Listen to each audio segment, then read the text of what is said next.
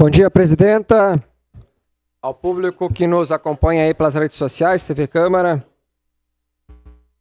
De fato, uma moção que agrega uma certa reflexão, porque educação é um dos principais passos e fundamentais para o nosso país.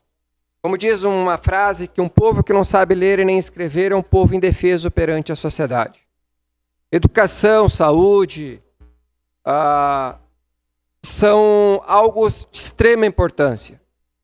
Porque se já nós tendo um pouco já mais de educação, de qualificação, de nível fundamental, médio, nível superior, já temos dificuldades, imagina nós tirando hoje incentivos, valores e principalmente significativos, porque são 310 milhões de reais.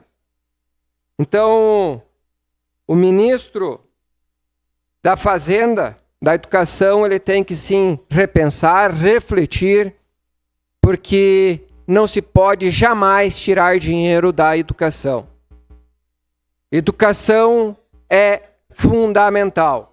Lamento essa atitude do governo federal, me decepciona com esse tipo de atitudes, nos envergonha no momento que estamos tirando verbas que de fato é de extrema importância e que vem agregar valores, principalmente nesta juventude que é o futuro da nossa nação, é o futuro do nosso país. Principalmente onde que envolve universidades federais, que é uma das metas, que foi um dos planejamentos de governo, do governo Lula. Então, temos que rever, tem algo errado nesta história. Então, temos que aprofundarmos cada vez mais esse assunto. Nós temos que, agora sim, é a hora dos nossos deputados federais que nos representam lá em Brasília, deputada Denise Pessoa do PT, deputado Marcon. Então, mostrem agora a sua força, mostrem agora a sua eficiência lá em Brasília, dando resultado para Caxias do Sul, dando retorno para Caxias do Sul e dando uma justificativa o porquê destes acontecimentos. Pois eles estão lá para nos representar. Então agora é a hora.